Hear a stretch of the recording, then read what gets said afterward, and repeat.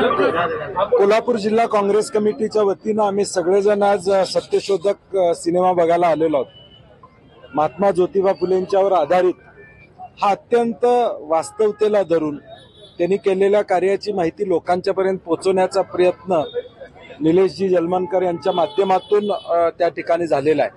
आणि मला वाटतं आजच्या या देशातल्या गढूळ वातावरणामध्ये, महाराष्ट्रातल्या गढूळ वातावरणामध्ये दिशादर्शक असा हा सिनेमा आहे, तो सगळ्यांनी पाहावा अशी आमची अपेक्षा आहे। कोल्हापूर जिल्हा काँग्रेस कमिटीच्या वतीनं आज काँग्रेसचे आम्ही आमदार पदाधिकारी हा सिनेमा बघणार आहोत आणि 2 दिवसामध्ये 2 शो हे लोकांसाठी आम्ही मोफतपणे जिल्हा काँग्रेस कमिटीच्या वतीनं दाखवणार आहोत।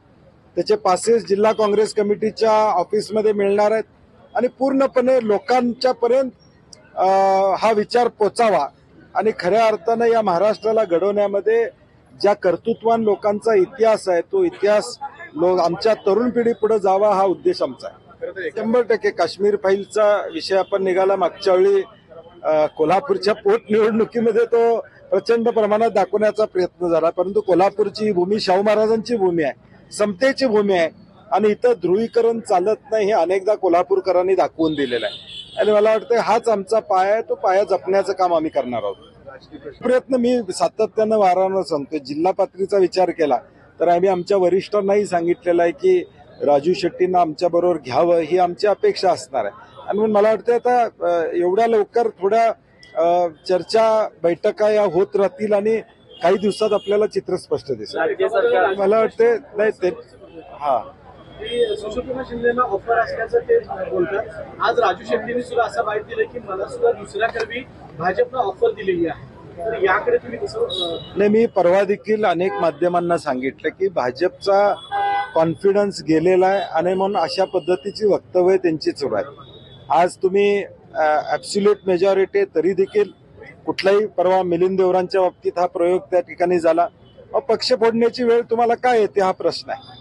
जर जनमानसात तुमची इमेज चांगली असेल तर त्या इमेजवर किंवा 9 वर्ष केलेल्या कार्यावर तुम्ही निवडणूक लढवली पाहिजे। इतरांना फोडून घेण्यामागचं कारण काय हे समजत नाही आणि शिंदे साहेबांनी त्याचा खुलासा केलेला आहे। 50 वर्ष ते कुटुंबीय काँग्रेस बरोबर आहे, त्यांना देखील टार्गेट करण्याचा प्रयत्न होतो, याचा आम्ही निषेध करतो, परंतु काँग्रेस एकसंघ आहे आणि ती पुढे देखील एकसंघ राहील। बोललेलं 400 पार जे त्यांचं वाक्य आहे ते कुठेतरी आता त्यांना दिसतंय म्हणूनच हे सगळं करतात। नाही, मला वाटते 400 पार होणार का 200 पारच्या पुढेही जाणार नाहीत हे आता येणारी देशातली जनता ठरवेल। भाजप म्हणलं 400 येणार म्हणजे काय येणार, काय लोकांनी मतदान करायला पाहिजे। ही 2024ची निवडणूक ही देशातली जनता विरुद्ध भाजप अशी लढाई असणार। सोबतची चर्चा दुसऱ्या वेळेला धैर्यशील मांडण्याची सुरुवात तिथं पुन्हा निवडणूक लढवण्यासाठी प्रयत्न सुरू आहे। परवाच्या भाषणामध्ये ते म्हणले की बंटी पाटलांची कल काढून चालणार नाही।